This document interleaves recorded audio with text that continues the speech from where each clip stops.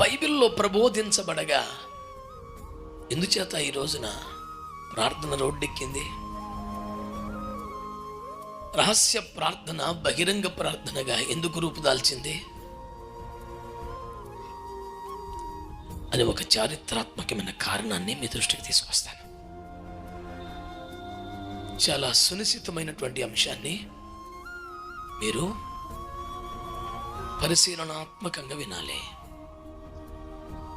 మీరు బైబిల్ తీసి చదవక్కర్లేదు. ఆ ధీమాతోనే రీడబుల్ లైటింగ్ ఏర్పాటు చేయలేదు నేను, మోకాలు కనపడితే చాలున్నట్టుగా, పెద్ద పనే ఉండదు అనే ఉద్దేశం.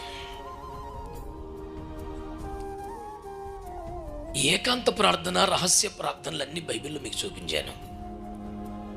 అదే బైబిల్లో నుంచి ఇంకొన్ని ప్రార్థనలు చూపిస్తాను, చదవక్కర్లేదు. ఎజ్రా గ్రంథము 10వ అధ్యాయం 1వ వచనంలో దైవజనుడని ఎజ్రా ఇశ్రాయేలు ప్రజలందరినీ, వేలాది జనాన్ని యెరూషలేము మందిరపు వీధిలోకి నడిపించాడు. గుళ్ళోకి రానివ్వలేదు. మందిరపు వీధిలోనికి నడిపించి వృద్ధులు, చిన్నవారు, భార్యలు, పిల్లలు, శిశువులు, గర్భిణీలు సహా మందిరపు వీధుల్లో మోకాళ్ళ మీద పడి భయంకరంగా మహారోదన చేసి ప్రార్థనలు చేపిస్తున్నాడు. ఇట్లుండగా అందరూ ప్రార్థనలతో మహాశోకముతో ఏడుస్తున్నారు. ఇంతకీ ఎందుకు ఏడుస్తున్నారు అంటే, దేవుని ప్రజలు దేవుణ్ణి బాధ పెట్టేలాగా బ్రతికారంట.